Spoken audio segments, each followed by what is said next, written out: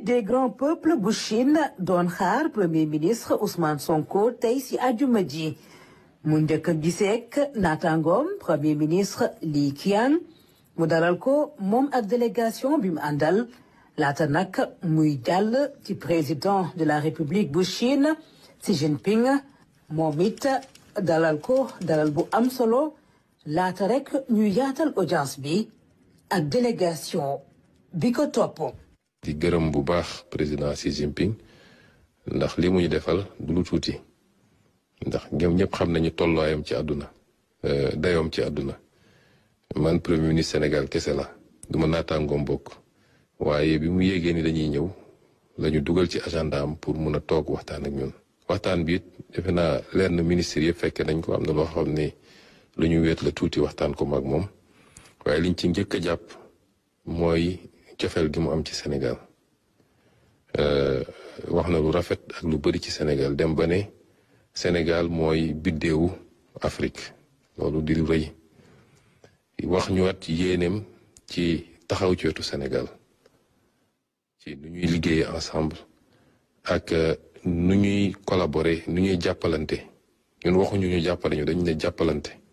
partenariat gagnant-gagnant ñëwuñu fii pour yelwaan ak tàllal suñu loxo dañoo ñëw fii pour inviter les Chinois à venir investir au Sénégal parce que am nañ capacité bi à venir transférer la technologie mooy xam-xam bi ñu seddoo ko ak ñun waaye andi seeni capitaux parce que loolu xaw nañoo manqué te ñoom am nañ ko ba mat sëkk. laata président Xi Jinping premier ministre Ousmane Sonko ak ñaari délégation yi nag di tëju waxtaan président de la république bu Chine jot na weccante ay kàddu yu rafet ak ganam gi moom it premier ministre Ousmane Sonko jël kàddu jotali ko nuyoo président Bassirou Diomaye Faye rafetlu lëkkaloo ñaari réew yi caméra yi nag soog a génn may leen ñu àggali. ci waxtaan bi nag lañ ci gën a jàpp mooy ñoom ci yenn point yi sax dem nañu ba dépassé ñun li ñu andi woon ak li ñu doon proposé te dafa mel ni ñoom ñu gën a yàkkamti ci liggéey ak ñun ñëw bi amoon na solo ci loolu ndax permettre na ñu leeral lu bari li ko président Xi Jinping waxee bi ñuy tëj waxtaan bi nee na bu ñu génnee ci waxtaan bi ñoom may na leen ñu gën a comprendre Afrique gën a comprendre Sénégal te loolu dina jëriñ ci fi ñu jëm kon am nañu satisfaction totale visite bi am nañ ci lu kawe suñu njort te bu soobee yàlla ci li ñu dëgmal dinañu gis njëriñ gi pour suñu réew ndax am na yoo xam ne du ñu mun a détailler fii